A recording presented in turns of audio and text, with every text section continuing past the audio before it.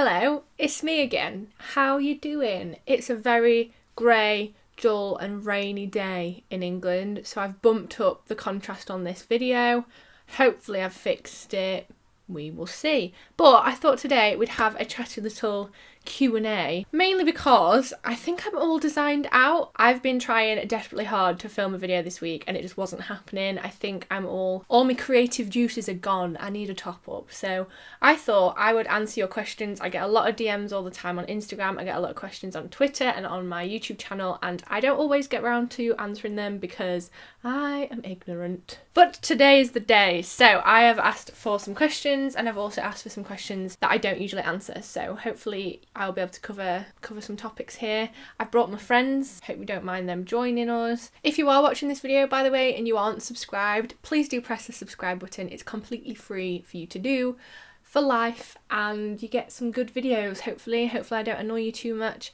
And hopefully you learn some things. Question number 1. What made you switch from photography to graphic design? P.S. I love your work. Thank you very much. So, a bit of a backstory. I started doing photography around the age of 15, 16. I got obsessed with DSLR cameras and I really wanted one. I saved up and I bought myself one eventually. I've just always taken photos, like when we went on holiday, I always had the camera with me or the camcorder or whatever. So that's kind of where photography came into it. And then I was desperate to work as a freelance photographer, which I did for a little while. I registered myself as a freelance photographer at the age of 16. Did a few photo shoots. So I did portrait photo shoots, family photo shoots, dance school photo shoots, event photo shoots. I did a lot of stuff actually.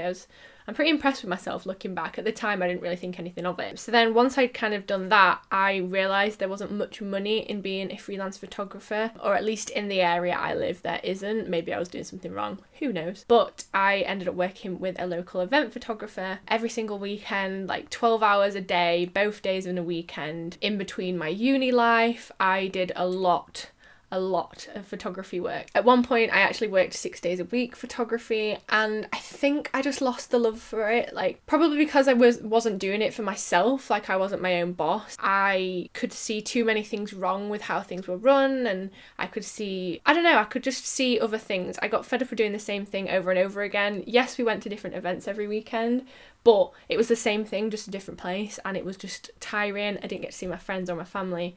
So I lost the love of photography. Then went to uni, didn't really know what I was going to do, definitely knew I wasn't going to do photography, and my uni course let you study 6 creative areas. So I did film, TV, radio, script writing, photography. There was 6 altogether. I feel like I've missed one off. And as we got through the years, you picked the ones you preferred, and I just happened to pick graphic design. So there wasn't any real tactical reason as to why I chose graphic design over photography, but looking back I understand why I have. That was a long-winded answer, wasn't it? Let's try and keep them short from now on. Are you buying your own house? Yes I am.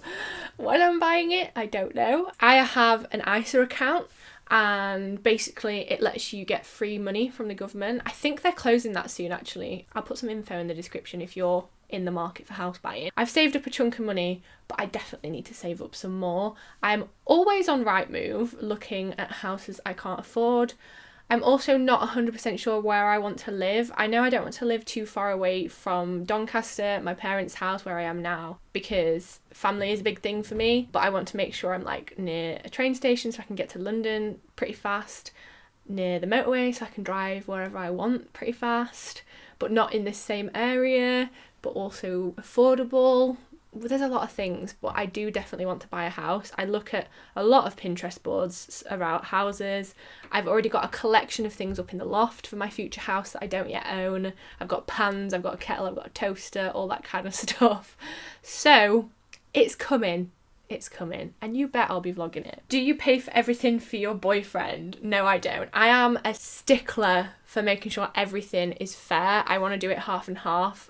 Even when we go to dinner, we'll make sure we're either paying equally or taking in turns. I pay for everything equally, and I feel like that's what you should do. That's what I've always thought you should do anyway. Do you ever speak to your older sister? I actually saw her the other day. We don't see each other very often. She's got 6 kids and she's much older than me, but yeah, we see her as and when I go and visit them, and yeah, Yes, I do. Some people might be confused by that, but my dad has a daughter from a previous relationship. Do you still talk to your old friends from uni? I do, and I am very glad I do. I'm actually going to see Jade Jaddles soon. We've booked a little date in for me to go to Lincoln and go visit, which I'm excited about because I've not seen Lincoln or Jade for a long time. Messaged Matty yesterday. I'm sure you can all remember Matty. He was giving me design advice for my enamel pins that hopefully you guys voted on Instagram. They'll be coming up to my shop very soon, by the way. And also Lena, I spoke to Lena like 3 days ago. I went to see Sigrid, and Sigrid is from Norway, so is Lena. So I messaged Lena like, I miss you. Do you still talk to your ex? No. Do you ever wish you didn't work freelance or do YouTube and did something different? Sometimes I don't wish I did, because if I felt like that, I probably would just kind of give it up and go and do something else. But I do wonder sometimes what it'd be like to have a normal job. And then I realise that you have to wake up at the same time every day, you have to finish at the same time every day, generally anyway, most jobs. And you also have to be told what to do because you're not your own boss. So the more I think about it, the more I'm quite happy doing what I'm doing. But there are things that I wish I had, which obviously I won't get as a freelancer. I would love a Christmas party.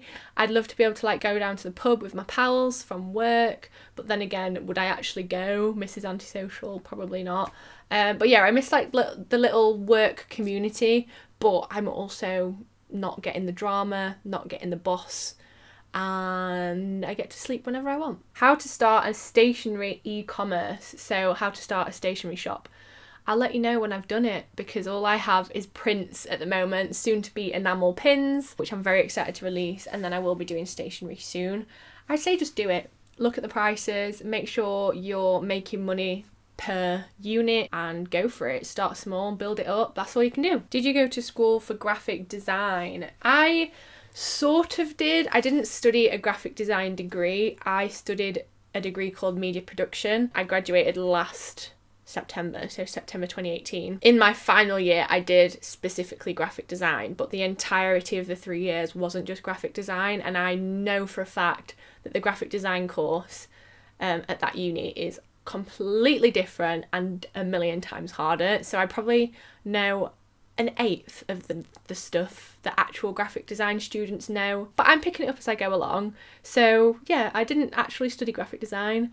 Feel like a bit of a fraud, always winging it, but I feel like you don't need a degree in graphic design. You don't need to have gone to school for it when there are so many things online for you to teach yourself via.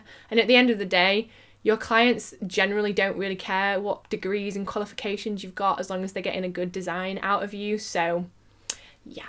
Would you prefer to be working in a design agency as an in-house designer or freelance? Definitely freelance, because that's what I do right now and I like the freedom. However, kind of going back onto like, do I wish I had a normal job effectively? It would be interesting to do in-house graphic design for a little bit, just to kind of learn more about the process, like the corporate side of things. That would be interesting. I wouldn't be against doing like a actual in-house design job for maybe 2 days a week, so I still had time to do my own thing. But it's trying to find something flexible enough for me to be able to like pop down to London when there's an event, you know? So maybe one day in the future I could do that. I'm open to the idea of it. I'd love to do that. I just need to actually do it. Most annoying client experience.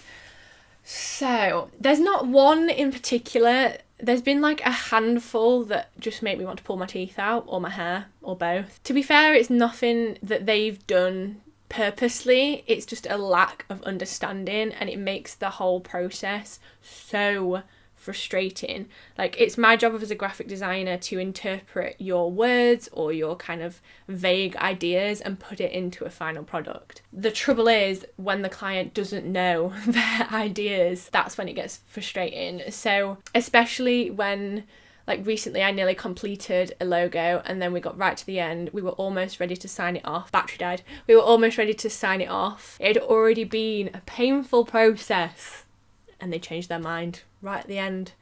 And sillily, from my point, I charged a fixed rate. So I did probably triple the amount of work that I had charged for.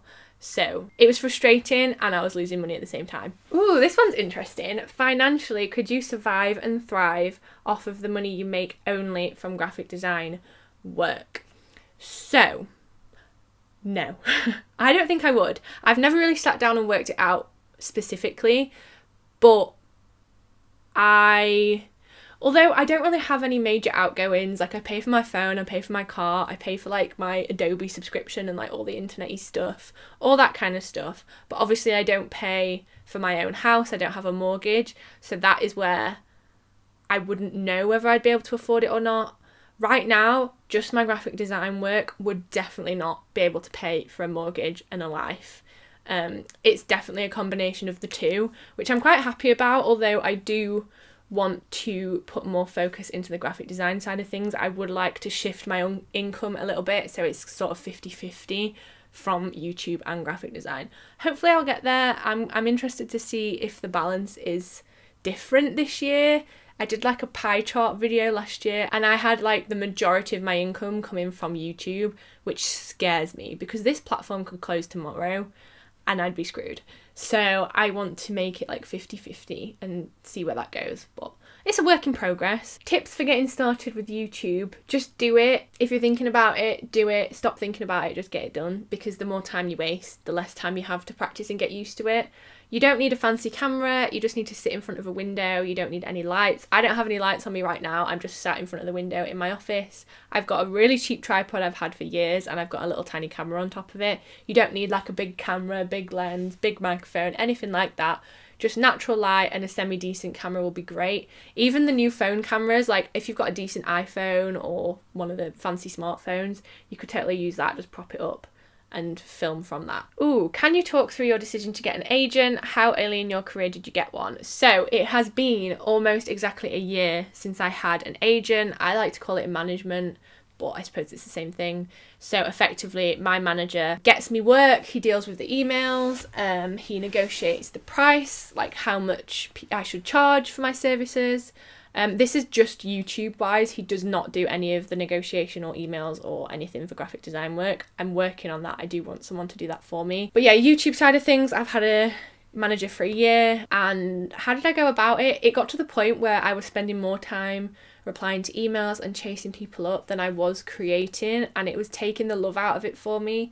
That's not why I started. So I knew that I needed someone to take that part off my hands and kind of lessen the burden, I guess. So actually my manager approached me, he'd emailed me, and it was the first management company that approached me that I actually kind of had an interest in. He obviously must have said something right in that first email, because within a couple of hours we were on the phone chatting about it, and a couple of weeks later I was signed. Alright, last couple of questions. Are you going to move out anytime soon? Hopefully soon. I said last year that I would like to have kind of got the ball rolling for house buying by this time this year. Obviously that's not happened, but I think next year, hopefully, fingers crossed, that'll be when I will be properly looking for houses, going to like a mortgage advisor and all that stuff. So hopefully next year. But things change, money happens, life happens, money might not happen, so I'll figure it out and I'll let you know. Alright, last question. Is it too late for a 22-year-old like me to start learning design by being self-taught? Need your opinion and advice.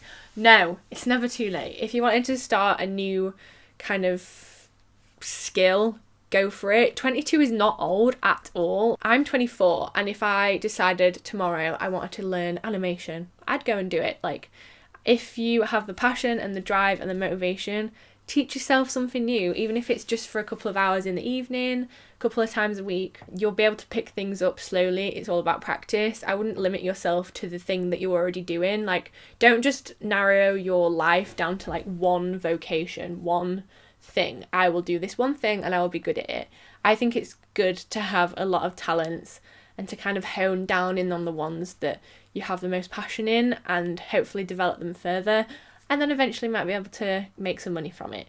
But yeah, if you've got a passion, totally go for it. There's not an age where you're going to be too old, ever. All right, I feel like that's a good question to end on. I hope you enjoyed this little chatty video. Hopefully next week I'll be back on the design game and with all my motivation back. I've just been so busy designing the pins, and I'm designing greetings cards and stuff like that. So hopefully there'll be new products on Soul and Fire very soon to show for my lack of videos. Thanks again. Hope you subscribe if you enjoyed this video, and I'll see you soon for another one.